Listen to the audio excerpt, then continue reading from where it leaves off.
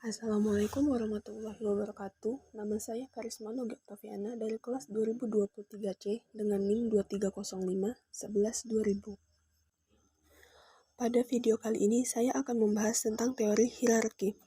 Teori hierarki adalah sebuah teori yang menjelaskan tentang susunan atau tingkatan dari berbagai elemen yang saling berkaitan dalam suatu sistem atau struktur.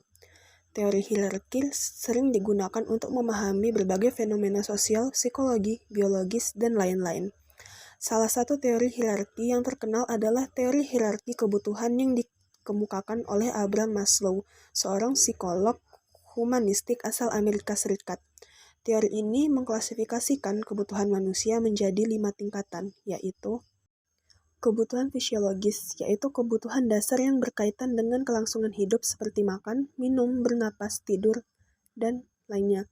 Kemudian kebutuhan akan rasa aman, yaitu kebutuhan yang berkaitan dengan perlindungan, ketenangan, kestabilitasan, dan keteraturan dari ancaman fisik maupun emosional. Kemudian kebutuhan akan cinta dan kasih sayang, yaitu kebutuhan yang berkaitan dengan hubungan efektif atau emosional dengan orang lain, baik dalam lingkup keluarga, teman, maupun pasangan. Kemudian kebutuhan akan penghargaan, yaitu kebutuhan yang berkaitan dengan rasa percaya diri, pengakuan, prestasi, dan rasa hormat dari diri sendiri maupun orang lain.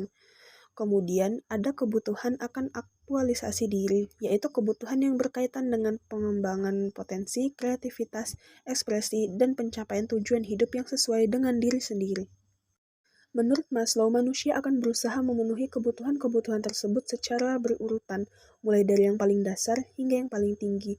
Jika kebutuhan pada suatu tingkat sudah terpenuhi, maka manusia akan beralih ke tingkat berikutnya. Namun, jika kebutuhan pada suatu tingkat tidak terpenuhi, maka manusia akan mengalami ketidakpuasan, frustasi, dan gangguan psikologi. Salah satu karya sastra yang menggambarkan teori hierarki kebutuhan adalah novel Laskar Pelangi karya Andrea Hirata.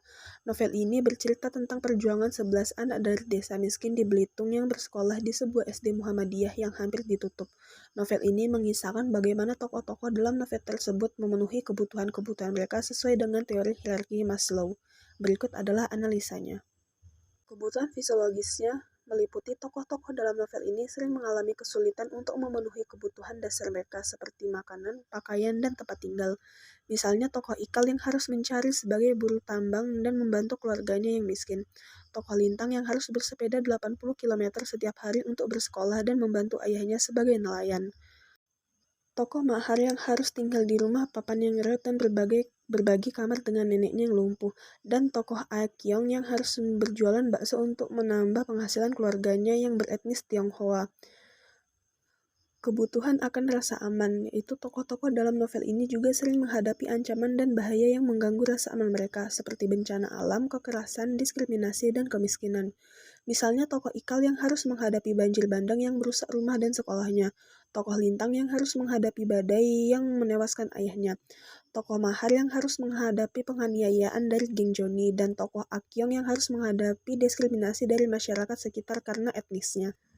Kebutuhan akan cinta dan kasih sayang meliputi tokoh-tokoh dalam novel ini memiliki kebutuhan akan cinta dan kasih sayang yang cukup tinggi, baik dari keluarga, teman, maupun pasangan. Misalnya tokoh Ikal yang sangat mencintai ibunya yang selalu mendukungnya untuk bersekolah, tokoh Lintang yang sangat sayang dengan ayahnya yang menjadi panutannya, tokoh Mahar yang sangat dekat dengan neneknya yang menjadi sumber inspirasinya, dan tokoh Akyong yang sangat menyukai tokoh Lo yang menjadi pujaan hatinya. Kebutuhan akan penghargaan meliputi tokoh-tokoh dalam novel ini memiliki kebutuhan akan penghargaan yang cukup tinggi, baik dari diri sendiri maupun orang lain.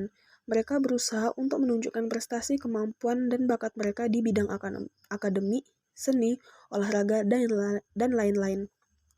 Misalnya tokoh Ikal yang menjadi juara kelas dan lomba menulis, tokoh Lintang yang menjadi anak paling cerdas di sekolahnya, tokoh Mahar yang menjadi anak paling kreatif dan berbakat di bidang seni, dan tokoh Akyong yang menjadi anak paling jago di bidang olahraga.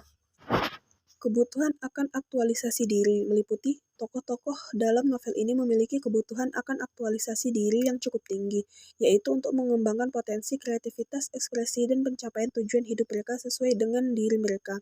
Mereka tidak mau menyerah dengan keterbatasan dan kesulitan yang mereka hadapi, tapi terus berusaha untuk mewujudkan impian dan cita-cita mereka. Misalnya tokoh Ikal yang bercita-cita menjadi penulis dan berhasil melanjutkan sekolah di Prancis. Tokoh Lintang yang bercita-cita menjadi ilmuwan dan berhasil mendapatkan beasiswa di ITB. Tokoh Mahar yang bercita-cita menjadi seniman dan berhasil menampilkan karyanya di Jakarta, dan tokoh Akyong yang bercita-cita menjadi atlet dan berhasil menjadi pemain sepak bola profesional. Baiklah, sampai sini saja video penjelasan saya pada hari ini. Mohon maaf bila ada kekurangan dan salah kata. Saya akhiri. Assalamualaikum warahmatullahi wabarakatuh.